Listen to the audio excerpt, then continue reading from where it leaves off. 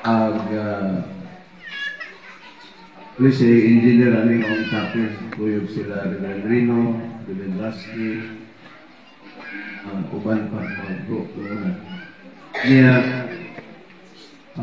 siya po'y tagiya ng kuwan diya anong mga prutas niya pantanom diya taon to sa kaon. Salamat kayo sa mga tayo. Ikulo ko nga happy kayo ka. Nakita mo pa ng mga grupo karon nag-celebrate sa 25 years bunga ng isang mong paningkamot po na makapot-tapos.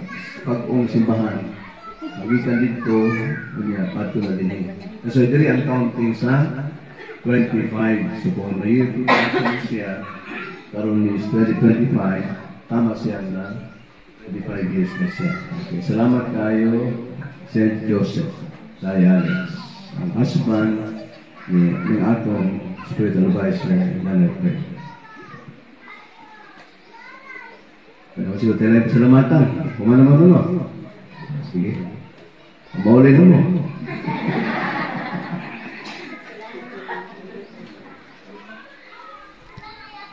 Actually, ano yung atong lugar yan di maguli bunga sa daghang istorya ko sa mga relihiyon na niya, sa mga ipupuhan niya. Kaya ang kalibutan magod, pag magparong ka, ang laring pangutana, kung saan ang nagpupuha, kung saan ang relihiyon. Ngayon sa matutang relihiyon, dapat yung relihiyon o wala? Siyempre, bilis kalibutan, i-register mo na ako. So, atong registration is Universal Sovereign Church. Pero si Mother mismo ngayon, hindi ako pumunta dito para kayo ay akitin, papuntahin, o mag-change ng inyong religion dito na sa akin. Kasi ako ang ina is hindi religion.